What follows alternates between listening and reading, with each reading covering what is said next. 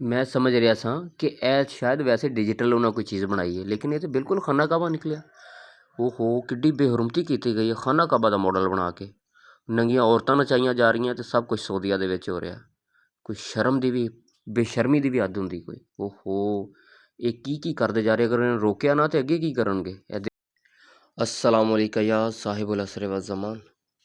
खाना काबा ਦੀ ਬੇਹਰਮਤੀ ਜੀ, ਇਹ ਟਾਈਟਲ ਬੜਾ ਸੋਚ ਕੇ ਸੀਗਾ। ਭੇਡ ਦੀ ਖੱਲ ਵਿੱਚ ਭੇੜੀਆ ਹੈ। ਮੈਂ ਪਹਿਲੇ ਤਾਂ ਚੁੱਪ ਸਾਂ ਕਿ ਸ਼ਾਇਦ ਇਹ ਵੈਸੇ ਹੀ ਕੋਈ ਚੌਰਸ ਇਮਾਰਤ ਬਣਾਈ ਹੈ ਜਿਹਦੇ ਗਿਰ 'ਤੇ ਔਰਤਾਂ ਡਾਂਸ ਕਰ ਰਹੀਆਂ, ਨੰਗੀਆਂ ਔਰਤਾਂ ਹੋ ਗਏ। ਅਤੇ ਮੈਂ ਪਹਿਲੇ ਇਸ ਗੱਲ ਨੂੰ ਇਗਨੋਰ ਕਰ ਦਿੱਤਾ ਕਿ ਸ਼ਾਇਦ ਉਹਨਾਂ ਕੋਈ ਡਿਜੀਟਲ ਵੈਸੇ ਇਮਾਰਤ ਤਿਆਰ ਕੀਤੀ ਹੈ। ਲੇਕਿਨ ਹੁਣ ਗੱਲ ਸਮਝ ਆਈ ਕਿ ਨਹੀਂ, ਉਹਨਾਂ ਵਾਕਈ ਹੀ ਖਾਨਾ ਕਾਬਾ ਦਾ ਮਾਡਲ ਬਣਾ ਕੇ ਉਹਦੀ ਤਿਆਰ ਕਰਕੇ ਉਹਦੀ ਤੋਹੀਨ ਕੀਤੀ। ਉਹਦੇ ਚਾਰ ਦੀਵਾਰੇ ਨੰਗੀਆਂ ਔਰਤਾਂ ਡਾਂਸ ਕਰ ਰਹੀਆਂ ਨੇ। ਇਹ ਸਾਰਾ ਸਊਦੀਆ ਦੇ ਵਿੱਚ ਹੋ ਰਿਹਾ। ਮਾਸ਼ਾ ਅੱਲਾ, ਸੁਬਹਾਨ ਅੱਲਾ, ਐਸੀ ਦੀ ਤੈਸੇ ਇਹੋ ਜਿਹੇ ਮੁਸਲਮਾਨਾਂ ਦੀ ਇਹ ਉੱਥੇ ਹੋ ਰਿਹਾ।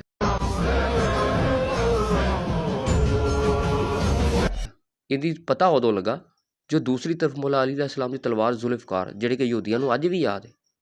ਉਹ ਇੱਕ ਨੰਗੀ ਔਰਤ ਡਾਂਸਰ, ਉਹਨੇ ਇਸ ਤਰ੍ਹਾਂ ਬੰਨੀ ਹੋਈ ਹੈ ਜਿਵੇਂ ਸਲਵਾਰ ਦੇ ਵਿੱਚ ਨਾਲਾ ਪਾਈਦਾ, ਪੈਂਟ ਵਿੱਚ ਬੈਲਟ ਪਾਈਦਾ। ਇਹਦਾ ਮਤਲਬ ਪਤਾ ਕੀ ਹੈ ਕਿ ਤੁਸੀਂ ਜਿਸ ਤਲਵਾਰ ਨੂੰ ਜਿੱਤ ਦਾ ਨਿਸ਼ਾਨ ਮੰਨਦੇ ਹੋ ਨਾ, ਜ਼ੁਲਫਕਾਰ ਨੂੰ, ਠੀਕ ਹੈ, ਅਤੇ ਇਮਾਮ ਮਹਦੀ ਨੇ ਵੀ ਜ਼ੁਲਫਕਾਰ ਹੀ ਲੈ ਕੇ ਆਉਣੀ ਹੈ ਅਤੇ ਫਤਹ ਕਰਨਾ, ਉਹਨਾਂ ਨੇ ਯਹੂਦੀਆਂ ਨੂੰ ਕਤਲ ਕਰਨਾ ਹੈ। ਜਿੰਨੇ ਵੀ ਅੱਜ ਭਾਵੇਂ ਮੁਸਲਮਾਨ ਨੇ, ਭਾਵੇਂ ਜੋ ਵੀ ਉਹਨਾਂ ਦੇ ਦੁਸ਼ਮਣ ਨੇ, ਉਹਨਾਂ ਨੂੰ ਕਤਲ ਕਰਨਾ ਇਮਾਮ ਮਹਦੀ ਨੇ, ਜੰਗ ਹੋਣੀ ਉਹਨਾਂ ਨਾਲ। ਉਹਦਾ ਮਕਸਦ ਇਹ ਕਿ ਜਿਸ ਤਲਵਾਰ ਨੂੰ ਤੁਸੀਂ ਜਿੱਤ ਦਾ ਨਿਸ਼ਾਨ ਮੰਨਦੇ ਹੋ ਨਾ, ਜ਼ੁਲਫਕਾਰ, ਉਹ ਸਾਡੀਆਂ ਔਰਤਾਂ ਦੇ ਨਾਲੇ ਨਾਲ ਬੰਨੀ ਫਿਰਦੀਆਂ ਨੇ। ਜ਼ੁਲਫਕਾਰ ਜਿਸ ਨੂੰ ਜਿੱਤ ਦਾ ਨਿਸ਼ਾਨ ਮੰਨਦੇ ਹੋ ਨਾ, ਉਹਨੂੰ ਨਾਲੇ ਨਾਲ ਬੰਨੀ ਫਿਰਦੀਆਂ ਨੇ ਔਰਤਾਂ। ਵਾਹ! ਅਤੇ ਇਹ ਸਾਰਾ ਕੁਛ ਤੋਹੀਨ ਕਿੱਥੇ ਕਰਵਾਈ ਜਾ ਰਹੀ ਹੈ? ਸਊਦੀਆ ਦੇ ਵਿੱਚ, ਠੀਕ ਹੈ। ਅਤੇ ਬੜੇ ਵਾਹ ਵਾਹ, ਇਹ ਬੜਾ ਮੁਸਲਮਾਨਾਂ ਦਾ ਪਿਆਰਾ ਮੁਲਕ ਹੈ ਸਊਦੀਆ। ਅਤੇ ਇੱਥੇ ਸਾਰਾ ਕੁਛ ਹੋ ਰਿਹਾ ਜਿੱਥੇ ਜ਼ੁਲਫਕਾਰ ਦੀ ਤੋਹੀਨ ਹੋ ਰਹੀ ਹੈ, ਖਾਨਾ ਕਾਬਾ ਦੀ ਤੋਹੀਨ ਹੋ ਰਹੀ ਹੈ, ਅਤੇ ਇਹ ਸਾਰੇ ਯਹੂਦੀ ਅਤੇ ਪਤਾ ਨਹੀਂ ਕਿਹੜੇ ਕਿਹੜੇ ਡਾਂਸਰ ਨੇ ਜਿਹੜੇ ਉਹ ਸਾਰੇ ਉਹ ਕਰ ਰਹੇ ਨੇ। ਤਾਂ ਹਰ ਗੱਲ ਮੁਸਲਮਾਨ ਤਾਂ ਨਹੀਂ ਉਹ ਡਾਂਸਰ।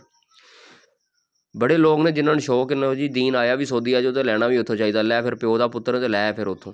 ਖਾਨਾ ਕਾਬਾ ਦੀ ਤੋਹੀਨ ਵੀ ਹੋ ਰਹੀ ਹੈ ਅਤੇ ਜ਼ੁਲਫਕਾਰ ਜਿਹੜੀ ਤਲਵਾਰ ਮੌਲਾ ਅਲੀ ਇਸਲਾਮ ਦੀ, ਜਿਹੜੀ ਅੱਲਾਹ ਪਾਕ ਦੀ ਨਾਜ਼ਲ ਕਰਦਾ ਜੀ, ਉਹਦੀ ਵੇਖ ਕਿਸ ਤਰ੍ਹਾਂ ਤੋਹੀਨ ਹੋ ਰਹੀ ਹੈ। ਤਾਂ ਮੈਂ ਕਹਿੰਦਾ ਪਹਿਚਾਨੋ, ਤੁਸੀਂ ਨਿਕਲੋ ਇਹਨਾਂ ਬਚਪਨੇ ਦੇ ਵਿੱਚੋਂ ਨਿਕਲੋ ਅਤੇ ਕੋਈ ਹਕੀਕਤ ਵੱਲ ਨੂੰ ਆਓ। ਇਹ ਕੋਈ ਛੋਟੀ ਜਿਹੀ ਗੱਲ ਨਹੀਂ ਹੈਗੀ। ਇਹ ਆਸਤਾ ਆਸਤਾ ਵੇਖੋ ਅੱਗੇ ਅੱਗੇ ਕੀ ਕਰਦੇ ਨੇ।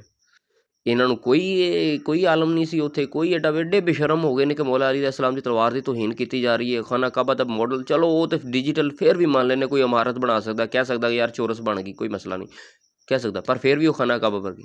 ਪਰ ਜਿੱਥੇ ਇਹ ਤਲਵਾਰ ਬਣ ਕੇ ਔਰਤ ਡਾਂਸ ਕਰ ਰਹੀ ਹੈ ਬੈਲਟ ਦੇ ਤੌਰ 'ਤੇ, ਨਾਲੇ ਦੇ ਤੌਰ 'ਤੇ, ਇੱਥੇ ਤਾਂ ਸਾਰੀ ਗੱਲ ਖੁੱਲ੍ਹ ਗਈ। ਅੱਛਾ ਬਸ ਇੱਕ ਹੀ ਗੱਲ ਹੈ ਯਾਰ, या इमामुल मुंतकिम अल अजल इंतकाम इंतकाम या इमामुल मुंतकिम अल अजल।